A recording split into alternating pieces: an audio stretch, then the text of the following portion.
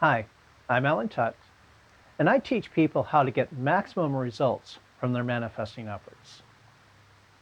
And somewhere along the way, we have to understand that learning how to manifest is a process.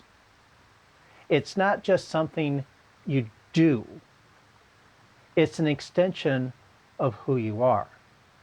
Because if it's something you do, it's like running a calculator. You just punch the right numbers into the calculator, you're going to get the result you're looking for. Now, if you punch the wrong numbers, then obviously you'll get an incorrect result. But as long as you punch in those right numbers, you would get the right results. Manifesting isn't quite so direct. There's a science aspect of manifesting, but there's also an art aspect of manifesting. And one of the things that kind of bridges the two sides of manifesting, that's both science and art, is the concept of belief. The more we believe that manifesting works, and the more that we believe that we can get good results from manifesting, and the more that we can believe that a specific manifestation effort will produce the specific result that we want, the more that we believe all of these things, the better it's going to work for you.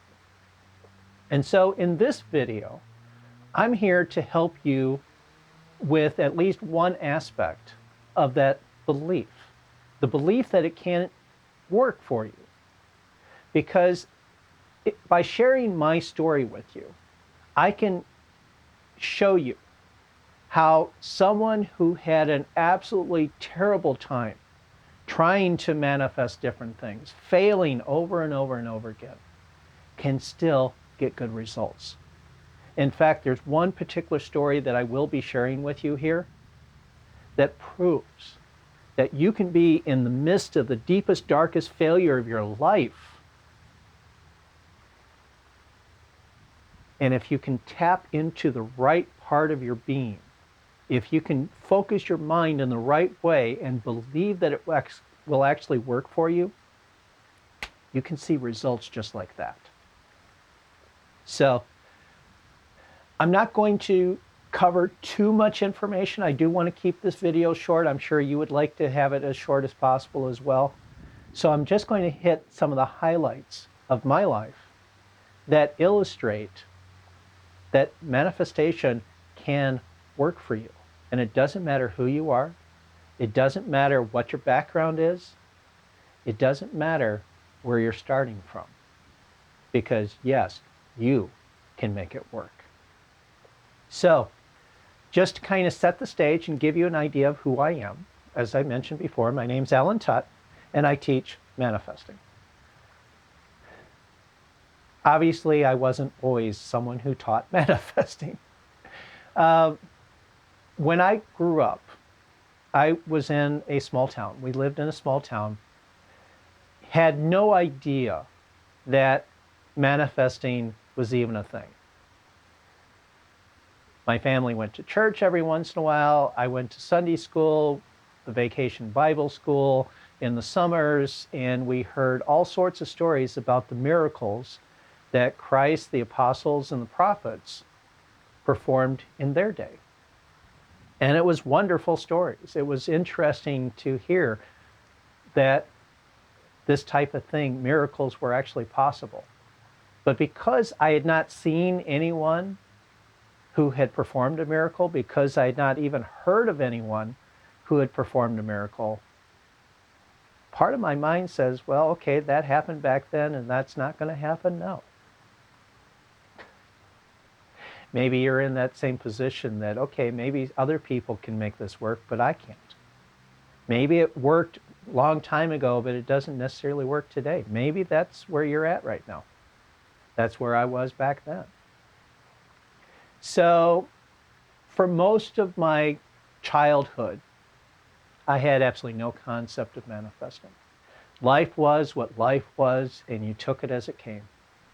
You dealt with whatever was in front of you, and you moved on. That's the way it was. There was one experience way back when that seemed like maybe there might be a possibility. And it was a time, I don't even remember how old I was. I was a small child. And my family was going to visit my grandmother. I was riding in the back seat. It was raining. It was a dreary day. I wasn't feeling very well. I didn't like the idea that it was raining. And so I played a game within my mind. I visualized, I imagined, I pretended that maybe I could project a giant plastic dome across the entire sky and block the rain from coming down.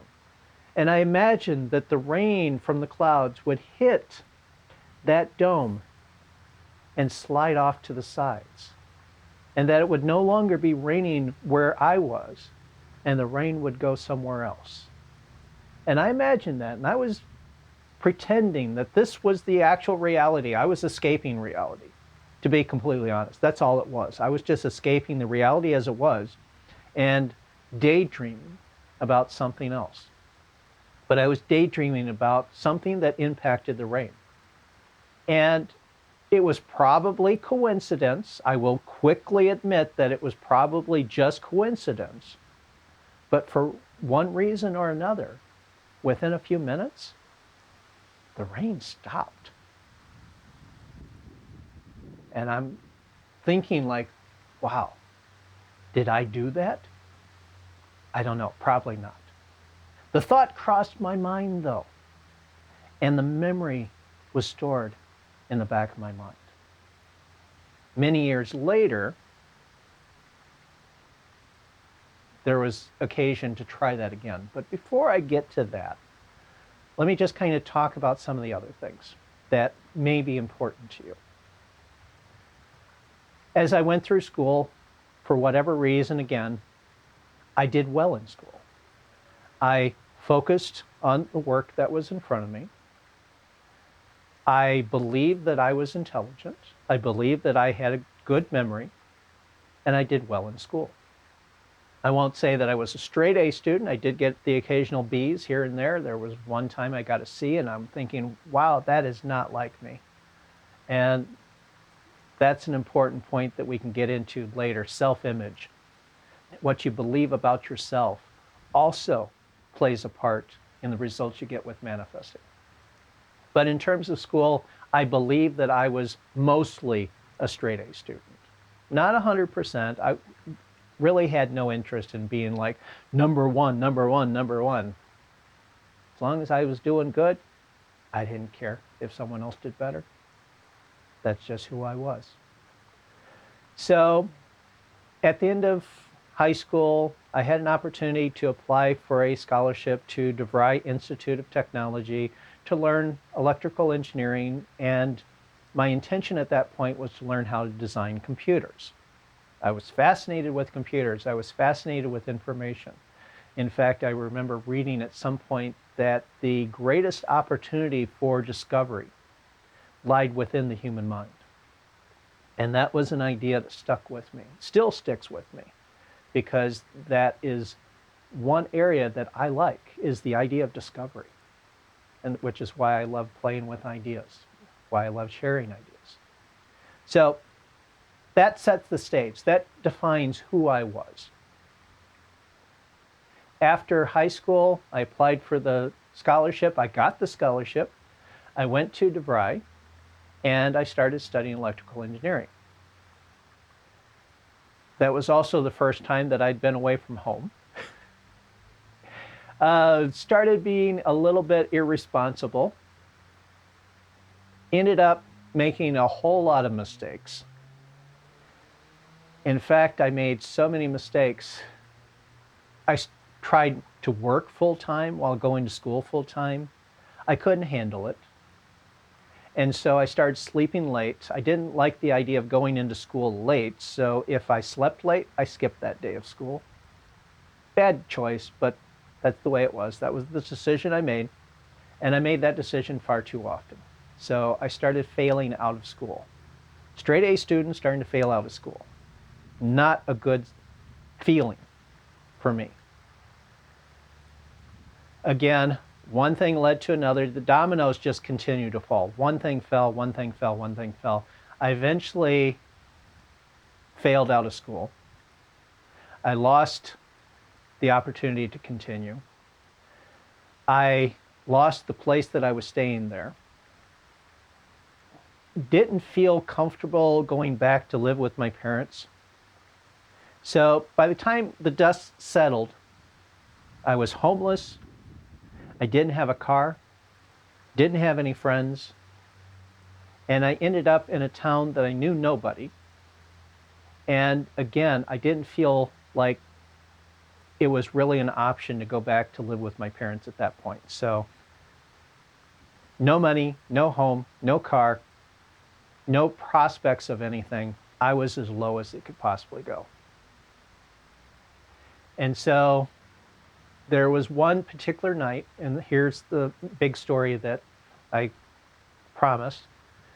One particular night, I was walking through the streets of Indianapolis. It was cold. It was the middle of winter. And in the morning, I was exhausted. I was tired. I was cold. I was wet. And I happened to be walking past a mall. There was a bookstore.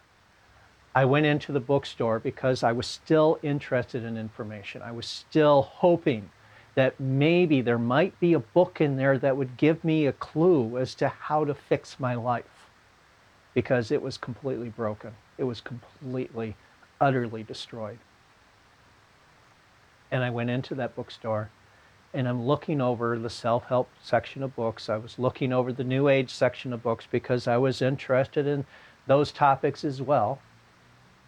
And I think it was in the self-help section that I saw the book, Joseph Murphy, The Miracle of Mind Dynamics.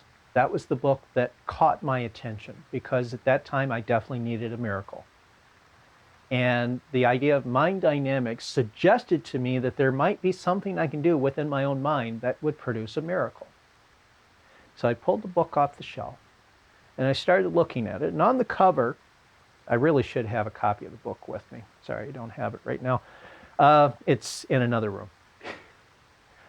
On the cover, it said that it offered a 60-second, 4-step action plan to tap into the power of miracles. And I like that idea. It's like, this sounds good. This sounds like something that might actually work for me.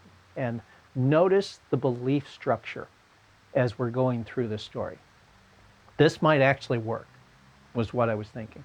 So I started looking through the book, and it was talking about the power of belief, which echoes what we had learned in Sunday school and at church, that faith can move mountains.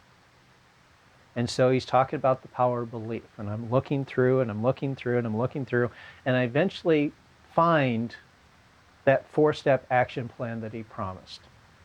And the first step was to acknowledge that there's only one power in the universe. It's a power that most people call God. You can call it anything you want to. You can call it the divine mind. You can call it the universe. You can call it the Great Spirit. You can call it the quantum field. Doesn't matter what you call it. Just acknowledge that there's one power in the universe.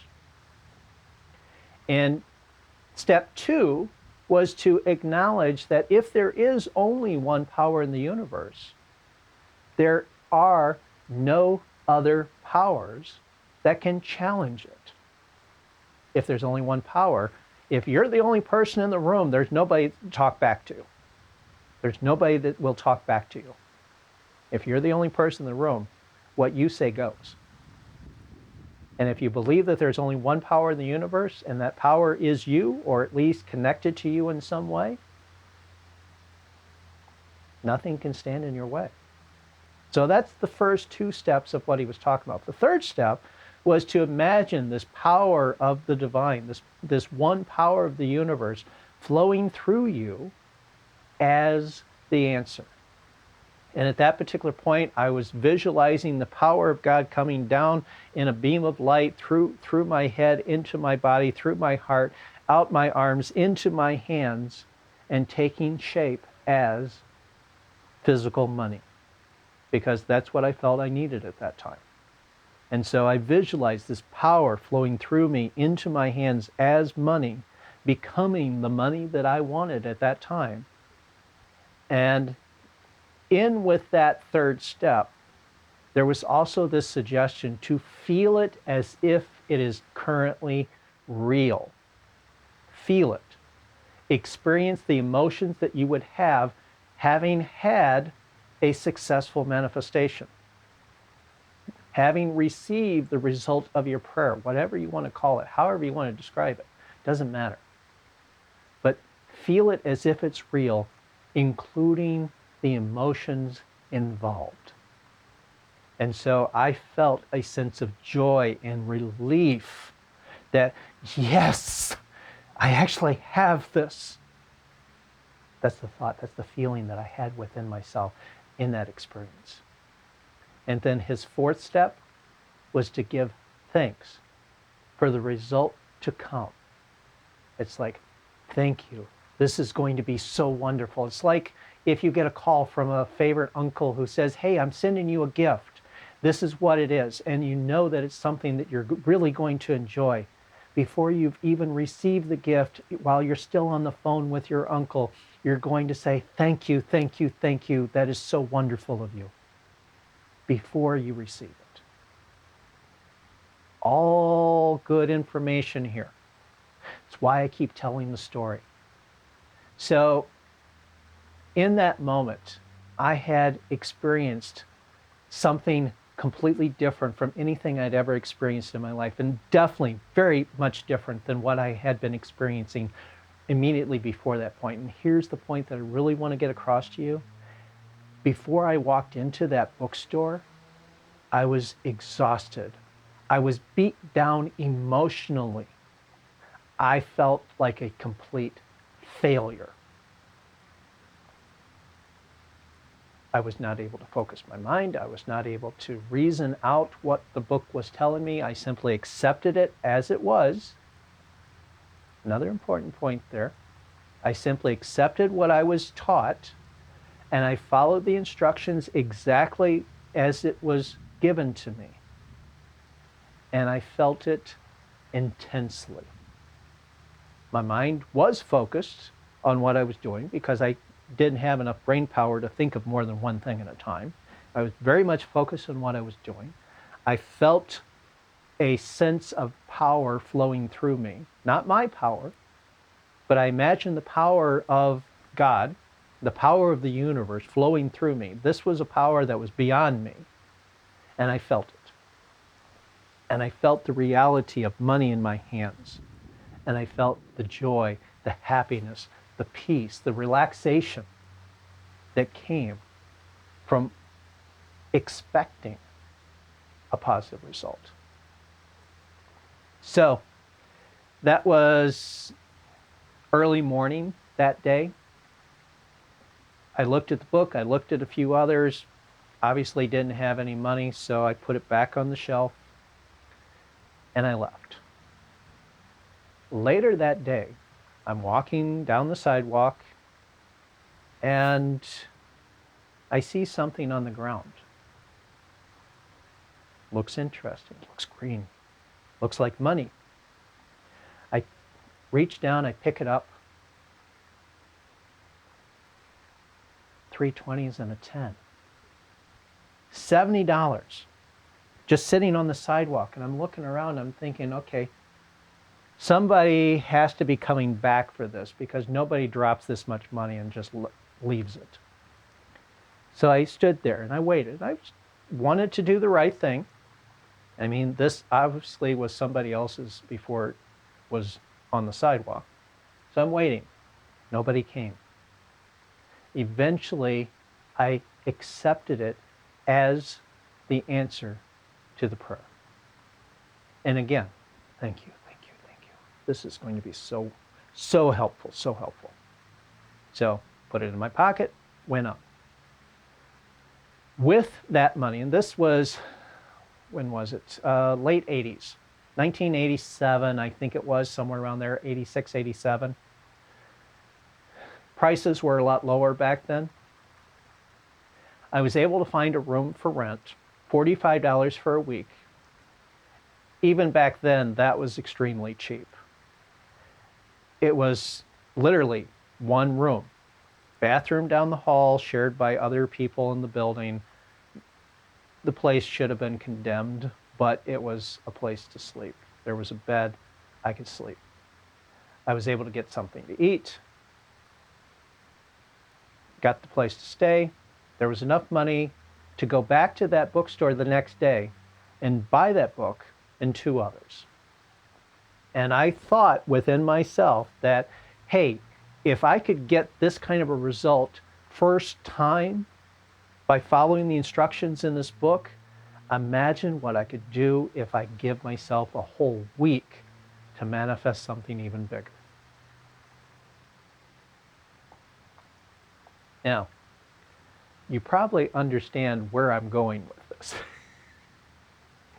Because when I went back, got those books, got back to the room, started reading through everything, I had more energy. I had eaten, I had slept. My mind was fully active again. And I started wondering, how does this work? I know that it worked. I experienced it. But how does it work? And that's the way I was thinking about it at that point. I was trying to analyze it. I was trying to analyze what happened. I was trying to analyze what I was doing as I was doing it. And day after day after day, I was trying to manifest more money. Didn't happen. I got one great result and then nothing. Well, not completely nothing, because there were a few little things that happened along the way. One particular example in that experience, because it was such a rundown room, there was a smoke detector in the room, and it was beeping every once in a while. At that time, I didn't know it was just a low battery. I just knew that it was beeping. But I was going through the book, and there was something in the book about command something to happen and truly trust that your command will be answered or will be obeyed, is really what it is. And I thought, okay, that'd be an interesting experiment. So I looked up at the smoke detector and I basically pointed at it and I said, I command you to be quiet now.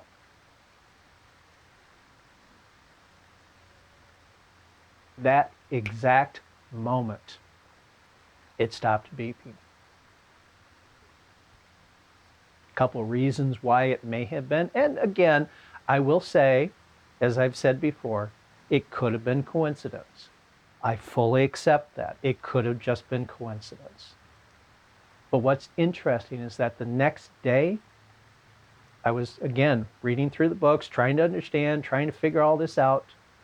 And in my mind, I'm thinking, yeah, I stopped this thing from beeping. And I was trying to think about that, and I was imagining the beep and the beep and the beep, and within just a few seconds, it started beeping again. Like, oh, okay, let's see if I can do that again. Okay, I command you to stop, and yeah, it didn't work.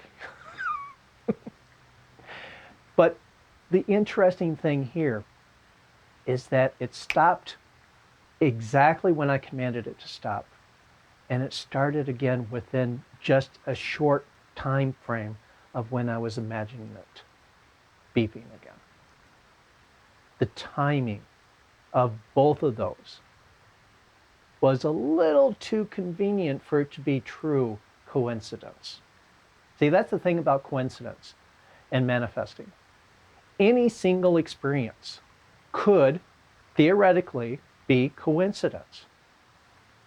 But if you get the same result 20 times in a row, that's not coincidence. Coincidence can explain one or two things here and there, but coincidence cannot describe a pattern. When there's a pattern, there is principle. And when there is principle, then there's something beyond coincidence. So that's that whole experience. The bottom line after that bookstore miracle, as I call it, and the week that followed, is that I knew something was there. Something caused manifestations to happen. I knew it. I just didn't know it well enough to be able to count on it. So I started researching, experimenting, playing with these ideas for years and years and years and years, trying different things, trying it different ways, combining different factors involved. I even tried going without sleep and exhausting myself like I did back in the bookstore. That didn't work a second time. I tried changing the way I ate. I changed the way I slept. I changed the way that I moved and thought about myself. I spent a lot of years working on a lot of different things. And yes, there were some successes that came here and there. One other story that I really want to share with you, because it does go into just what is possible. And this is so much fun. This is so much fun. Back then, I was living in Kansas City after Indianapolis. I'd moved to Kansas City. I spent about 5 years there. And that's where I learned most of what I share with people. Obviously, I've learned a lot since then, but that's where I got the core of it. I worked through a temp labor pool. You'd go in, you'd sit around, they'd call somebody for a job, you get the ticket, you go out, you do the job, you come back, you turn it in, you get paid. It was basically a day labor pool. You go back the next day, you sit and wait, you get another ticket, you go out to another job. Well, every once in a while, you get a ticket for a job that's not just for a day, that is ongoing. Maybe it's for a week, maybe it's, who knows, months. Well, I ended up getting one of those tickets. That's one of those things I was practicing, is sitting in that labor pool and focusing. I want an easy job. I want an easy job. I want an easy job. That was my focus at that point. I was lazy. I'm still lazy. I am, truly, I am lazy. I want to get by with as little work as possible. Which is one reason why I've pursued manifesting for as long as I have. Okay, but so I did get an easy job. I got a job to go to a die cutting shop, and most people don't know what a die cutting shop is, so let me just kind of give you the brief overview. If a company is making something like folders, for instance, printed folders, well, the cardboard that makes up those folders goes to a printing press to be printed, and then it goes to a die cutting shop to be cut out, so that all the flaps are cut out the way they go to, and then things get folded, and then it becomes a folder. Okay, so that's basically what a die cutting shop is. They make boxes, they make all sorts of different things, but they don't actually print anything. They take materials that was printed at one shop, they do the cutouts. That's what a die cutting shop is. So that's the job that I had gotten. And it was a daily thing, weekly thing. It went on for a good long time. I was happy with it. It was a nice, easy job. Basically, I just had to load paper onto the presses, let the press run through that for a half an hour, go back, load paper onto the press again, wait for that to go through, sweep the floors, do a lot of janitorial stuff. I was happy. I was second shift, so there was only one press operating for a lot of the time. There was a second press that was added after a period of time. Okay, so for a period of weeks, I had been doing this experiment where at the beginning of the week, I had a time slip that they would fill out over the week, and then I would turn that in at the labor pool and get paid for it. Well, at the beginning of the week, I would look at that time slip and I would imagine a certain number representing the total number of hours that I'd worked that week. And I played with it every which way you could possibly play with it. I visualized 40 hours one week. I'd visualize 46 hours the next week. I'd go back to 42 hours the week after that, 44 hours, 48 hours. And for a period of time, I was getting within a half an hour of whatever number I'd set for that week. If I set 43 hours as my intention and I got 42 and a half, that was good. If I set 48 hours and I got 47 and a half, that was good. So for a period of time, I was getting good results from this manifestation process that I was using at that point, which was really just visualize it and trust that it was going to happen. About the simplest manifesting process you can ever imagine. Choose what you want, trust that it's going to happen. That actually can work. Needs a few variables, which we'll get into in a later video. But, okay, so I was getting this good result, and one particular week, I was talking to one of the press operators, and I was telling him about this experiment that I was running and how well it was going, and the fact that that particular week I had set 48 hours as my target. And he looking at me, and he's looking at the work, and he says, we don't have enough work here for 40 hours. There's no way you're going to get 48 hours this week. I didn't let that bother me. I said, you know what? We only see what we see. We don't see the next jobs that are coming into the shop. There could be something coming in that needs to be done, and we get those hours. And guess what? That's exactly what happened. Except for, here's the thing.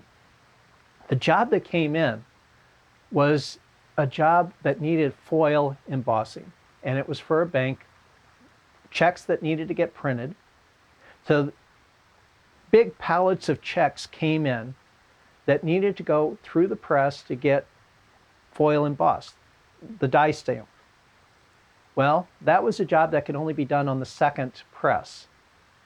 The press operator I was talking to, he was on the main press.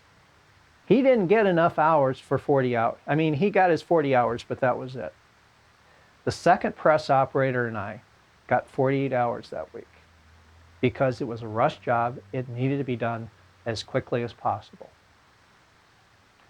And so the next week, beginning of the next week, I was feeling really good. I was feeling proud of myself. And I was talking with these guys and said, I don't know how it works, but somehow it's working. And that second press operator, he said, you know what? I'm willing to accept this. I'm willing to accept that there's something here. Here's an interesting experiment. What happens if instead of setting a particular number, we go for maximum overtime? And I wondered about that. I said, okay, well, I hadn't tried that before. Okay, let's do it. Okay, maximum overtime. And I'm making a decision in my head. Maximum overtime. This is what's going to happen. Trust that it's going to happen. Decide what you want. Trust that it's going to happen. Simplest manifesting process ever. Well, this is where it really gets fun. That rush job with the checks, that was only the tip of the iceberg. We got so much work coming into that shop that had to get done. We were working 60 to 70 hours per week, week after week after week after week, and 3 months later, it was still going on. Maximum overtime. Wow. At that point, I was tired.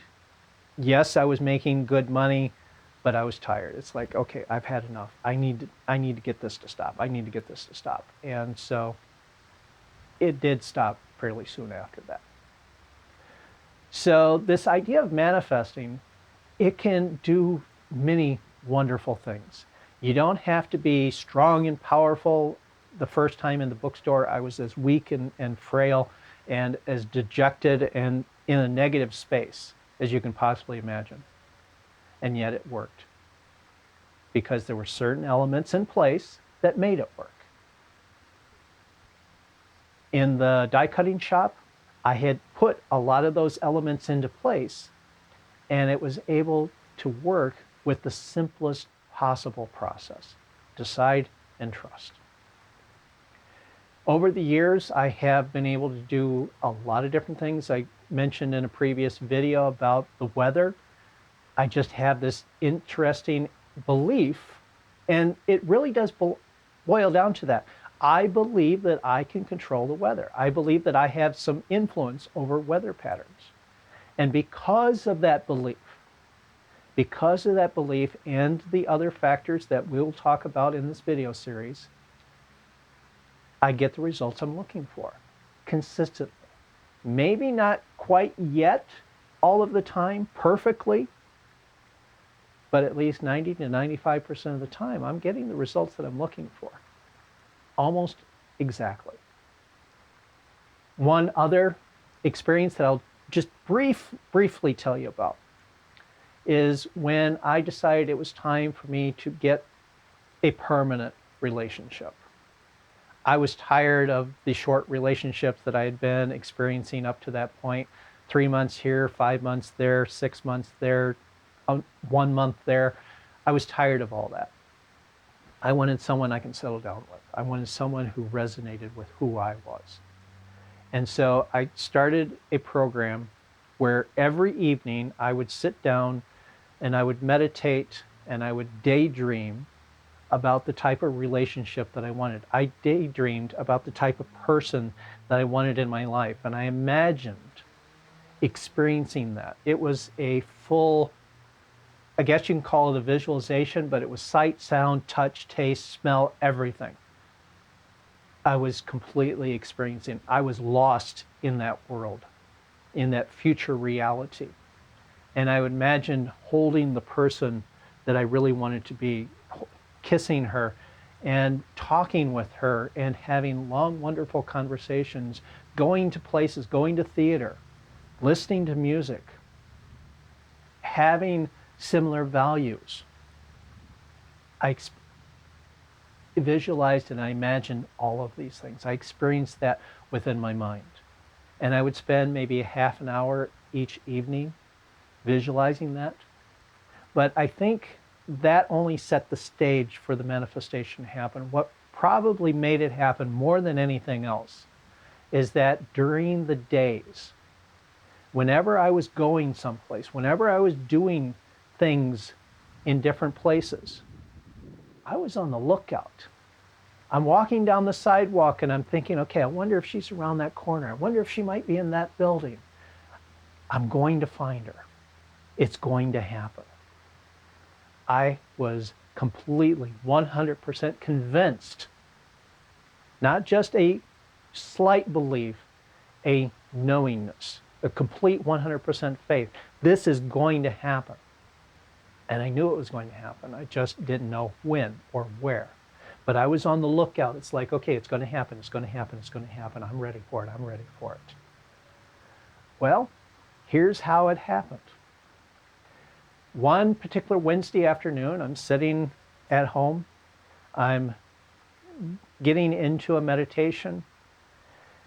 And the thought strikes me. It's like, it's been a long time since I've gone to a church that had a meditation circle. I kind of like the idea of doing this meditation with other people as well. I don't feel like I really want to be doing it on my own all the time.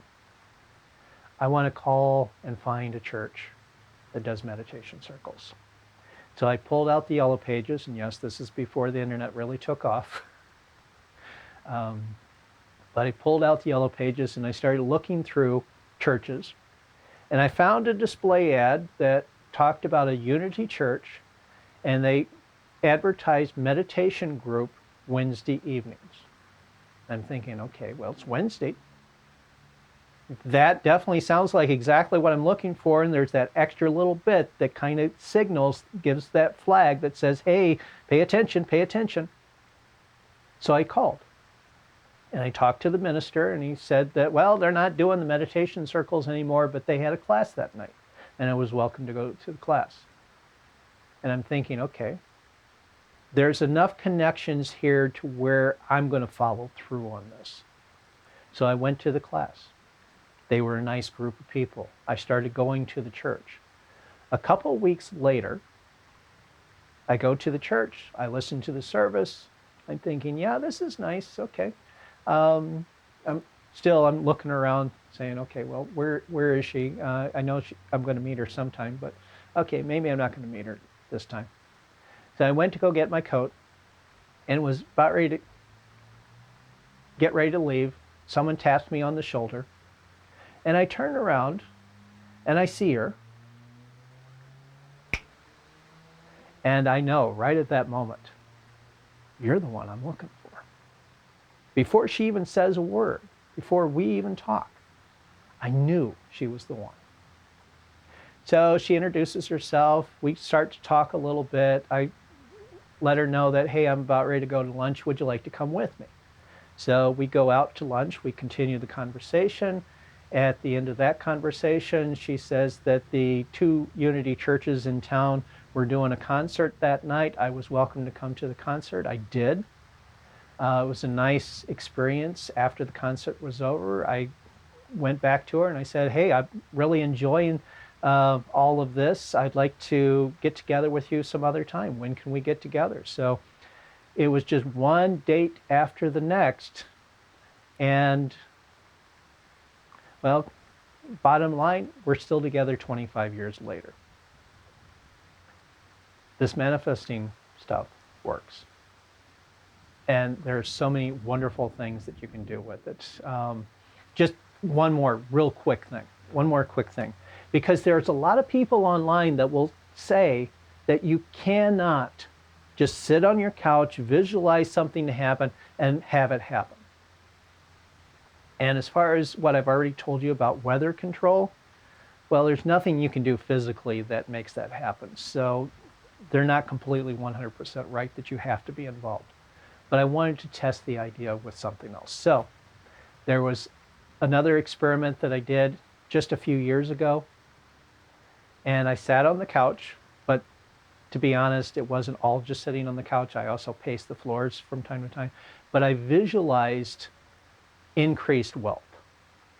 I was feeling okay in that department, better than I ever had in my life, but I wanted to prove a point. And so I visualized a greatly increased wealth. I visualized art on the walls. I visualized piles of papers for investment portfolios. I invested a lot of time and energy into visualizing wealth in my life. And I'm thinking, okay, I want to prove to someone that yes, you can just visualize this stuff and have something happen. Well, bottom line there is about a month later, I think it was, I had received a $20,000 gift. That was nice. That was nice. It also proves a point. Yes, manifesting does work better when you are physically involved, but you don't have to be. So I think I've covered everything that I wanted to cover in this video. Hopefully you have been inspired by my story. Hopefully there are some elements in what I have shared with you that gives you an idea of how you can get better results from your manifesting efforts.